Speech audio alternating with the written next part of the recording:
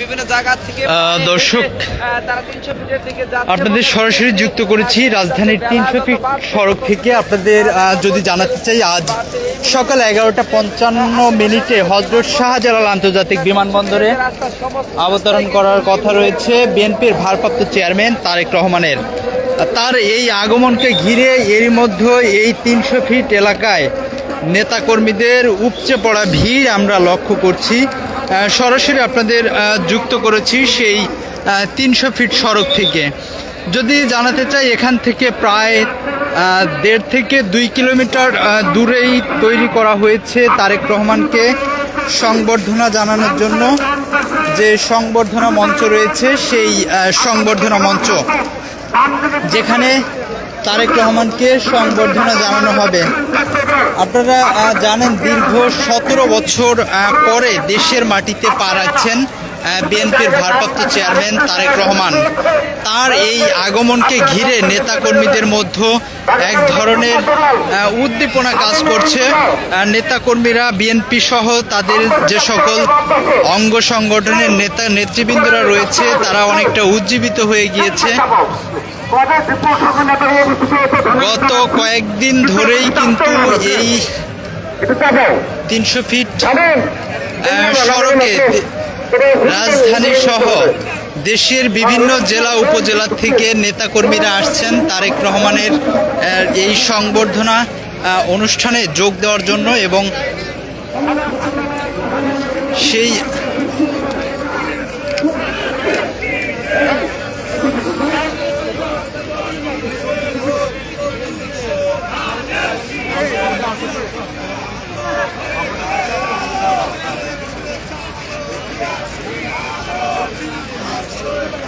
পাশাপাশি যদি জানাতে চাই, এই সংবর্ধনাকে ঘিরে পুরো রাজধানী কিন্তু নিরাপত্তার চাদরে ঢেকে রাখা হয়েছে। আমরা বিপুল সংখ্যক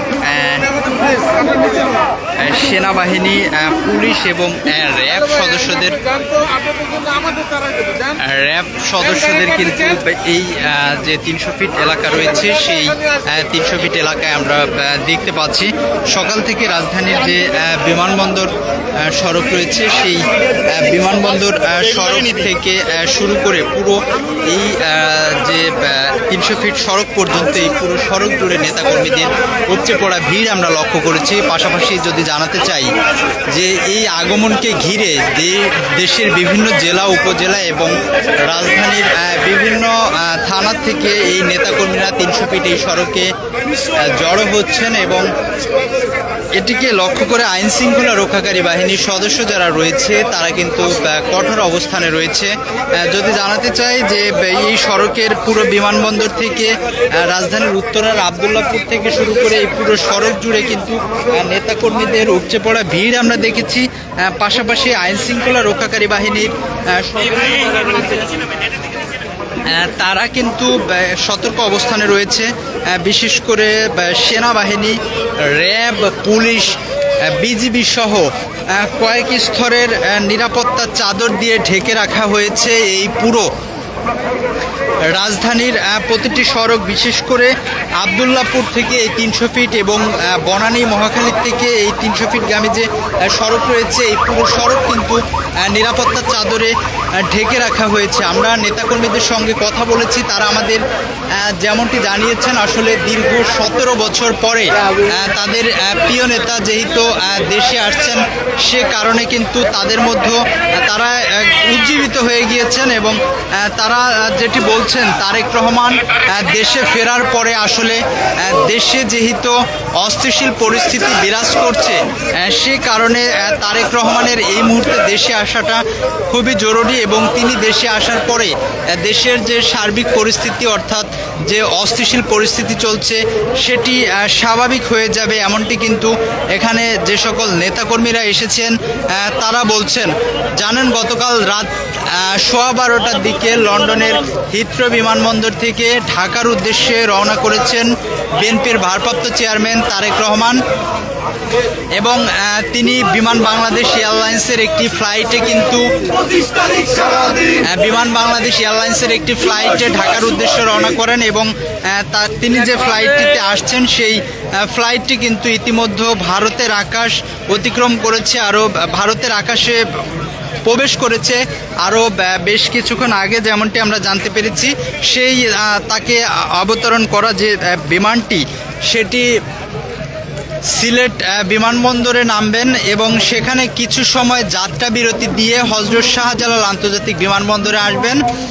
সেই শাহজালাল বিমানবন্দর থেকেই কিন্তু তিনি গাড়ি যোগে, অর্থাৎ তার জন্য কিন্তু একটি বুলেট প্রুফ গাড়ির ব্যবস্থা করা হয়েছে, পাশাপাশি একটি বুলেট প্রুফ বাসও রয়েছে।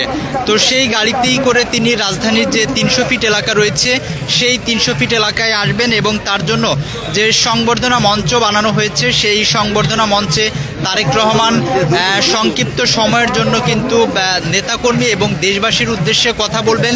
এখান থেকে তিনি সরাসরি বসুন্ধরার যে এভার কেয়ার হাসপাতাল রয়েছে সেই এভার কেয়ার হাসপাতালে যাবেন। তার মা যেহেতু দীর্ঘদিন যাবৎ চিকিৎসাধীন অবস্থায় রয়েছেন এভার কেয়ার হাসপাতালে, সেখানে কিন্তু মায়ের যে শারীরিক অবস্থা সেটির খোঁজখবর নিতে যাবেন তিনি, এবং এরপরেই তিনি গুলশানের 196 নম্বর বাড়ি, যেখানে তার জন্য বাসভবনের জন্য প্রস্তুত করা হয়েছে, সেই বাড়িতে তিনি যাবেন। এরপরে আগামীকালকের যে কর্মসূচি সম্পর্কে আমরা যেটি জানতে পেরেছি, আগামীকাল বা জুমা কিন্তু তিনি শহীদ প্রেসিডেন্ট জিয়াউর রহমানের কবরে কিন্তু শ্রদ্ধা জানাতে যাবেন। সেখান থেকে তিনি সাভারে জাতীয় স্মৃতিসৌধে 1971-এ যারা শহীদ হয়েছিলেন সেই সকল বীর শহীদদের শ্রদ্ধা জানাতে যাবেন। তার পরের দিনের কর্মসূচি যেটি জানতে পেরেছি, তিনি যেহেতু এখনও ভোটার হননি, সে কারণে আগামী পরশুদিন 27শে ডিসেম্বর শনিবার তিনি নির্বাচন কমিশনে যাবেন, এবং সেখান থেকে তার যে ভোটার কার্যক্রমের যে প্রক্রিয়া রয়েছে সেটি তিনি শেষ করবেন। এরপরে তার কিন্তু শহীদ ওয়াসিম এবং শহীদ আবু সাইদের কবর জিয়ারত করতে যাওয়ার কথা রয়েছে, পাশাপাশি পঙ্গু হাসপাতালে জুলাই গণ অভ্যুত্থানে যারা নিহত হয়েছিলেন তাদের সেখানে গিয়ে খোঁজখবর নেওয়ার কথা রয়েছেন। এছাড়াও তার যে নিজ জন্মভূমি রয়েছে বগুড়া জেলা, সেই বগুড়াতে তিনি যাবেন, এমনটি তথ্য কিন্তু আমরা পেয়েছি। তো সব মিলিয়ে বলা চলে তারেক রহমানের এই 300 ফিট সড়কে আসতে এখনও প্রায় 3 ঘন্টার উপরে সময় লাগবে। তার আগেই বলা চলে এই পুরো 300 ফিট সড়ক কিন্তু কানায় কানায় পরিপূর্ণ হয়ে গিয়েছে, এবং নেতাকর্মীরা দলে দলে মিছিল নিয়ে কিন্তু এই 300 ফিট সড়কে ছুটে আসছেন। দীর্ঘ 18 বছর পর তাদের যে প্রিয় নেতা রয়েছে তাকে এক নজর দেখার জন্য নেতাকর্মীরা দেশের বিভিন্ন জেলা উপজেলা থেকে কিন্তু এখানে ছুটে আসছেন।